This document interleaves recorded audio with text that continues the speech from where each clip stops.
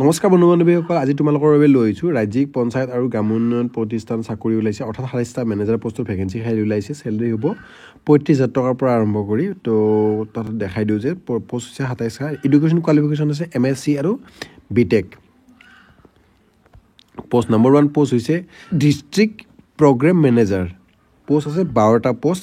As limit 38 ইয়াৰ্ছলৈকে আছে। Celery হৈছে 35,000লৈকে আৰু কোৱালিফিকেশ্যন লাগিব BTech, MSc বা MCA ৰেকগনাইজ কৰিব লাগিব। মিনিমাম 5 বছৰ এক্সপিৰিয়েঞ্চ থকা হ'ব লাগিব। যিসকলে BTech কৰিছে বা MSc কৰা আছে সেইসকলে এপ্লাই কৰিব পাৰে।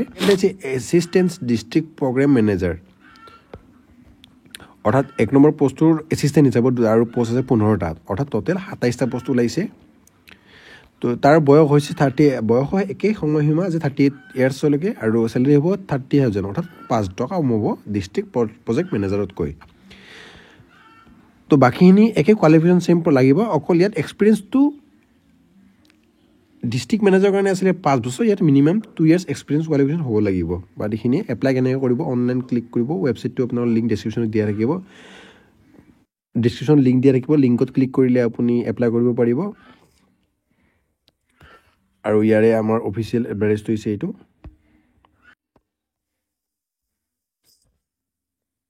আৰু আপোনাৰ দেখা যায় এইটো অফিচিয়েল এডভাৰটাইজটো।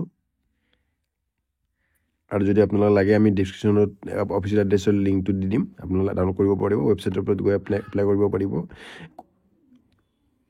ডকুমেণ্ট কি লাগিব, পাছপৰ্ট চাইজ ফটো লাগিব, এডমিট কাৰ্ড লাগিব, কোৱালিফিকেশ্যন এক্সামিনেশ্যন চাৰ্টিফিকেট, মাৰ্কশ্বিট লাগিব আৰু এক্সপেৰিয়েঞ্চ চাৰ্টিফিকেট লাগিব কম্পালচৰি।